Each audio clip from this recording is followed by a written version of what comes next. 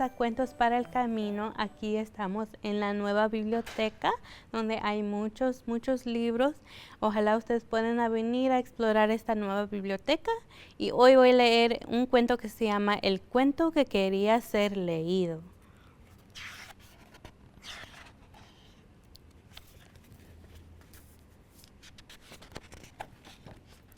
La biblioteca es un lugar lleno de cuentos. Ahí hay cuentos para leer de todo tipo, cuentos divertidos, cuentos de miedo y cuentos de llorar. Y también los cuentos que los libros cuentan de ti. Vaya que sí, cuando la biblioteca cierra y la última bibliotecaria se va a su casa, cuando ya no queda ni una alma, todos los libros salen y se ponen a charlar. Mi último lector me leyó montado en un autobús, dijo Gerardo, el gran libro de las aves. Mi último lector me leyó mientras comía, dijo Tita. El libro Tú estás aquí. Me salpicó las páginas de sopa. ¡Qué rica! En lo alto de la estantería, más alta de la biblioteca, Dino suspiró con tristeza. Dijo, me dejaron aquí cuando llegué y nadie me ha leído jamás. Ni siquiera sé qué tipo de libro soy, dice. Y ahí está bien triste. Hay una niña que se llama Sofía y viene mucho por aquí. Seguro que le encantaría leerte, dijo Mateo, el libro Mate Mago. Pero ¿cómo va a encontrarme si estoy aquí arriba? Dijo Dino.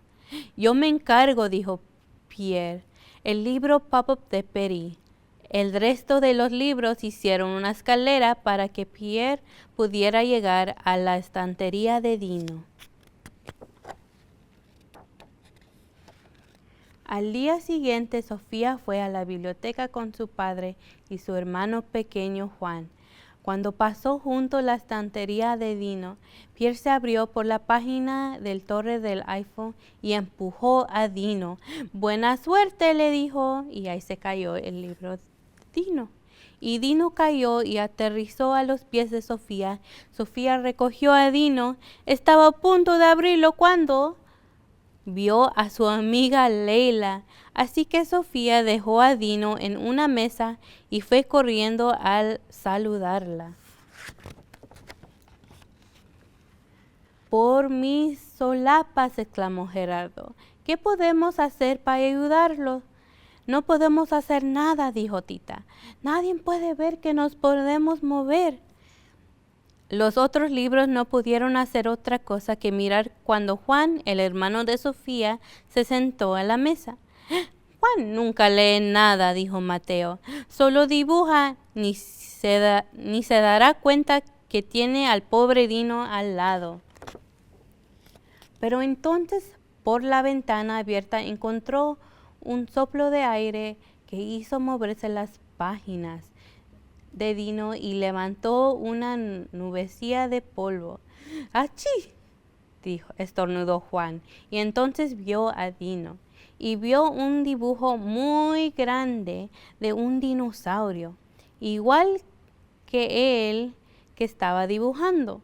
Entonces Juan agarró a Dino y se fijó en la cubierta, y cuando empezó a pasar las páginas, vio dibujos de dinosaurios en todas. Dino tenía un montón y al lado de cada dibujo las palabras contaban cosas de los dinosaurios, que eran lo que Juan más le gustaba del mundo. Así que Juan se puso a leer y cuando más leía, más crecía dentro de su cabeza el mundo caluroso y salvaje y lleno de dinosaurios de Dino, el libro de dinosaurios. Cuando su padre se acercó a decirle que era hora de marcharse, aún leía, pero Juan no se quería ir. Quería seguir leyendo.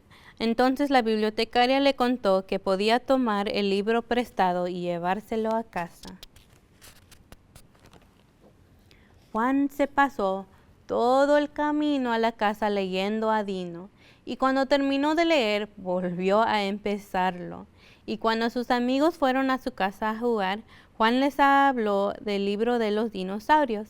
Y también les habló del libro a las más amigas de Sofía y a los amigos de sus padres.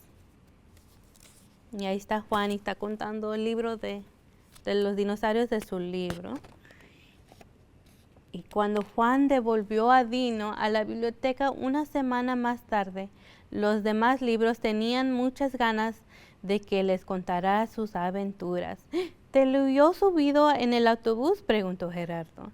Me leyó en el coche, en la mesa de la cocina, en la bañera y por la noche a escondidas, dijo Dino. Y luego me compartió con sus amigos.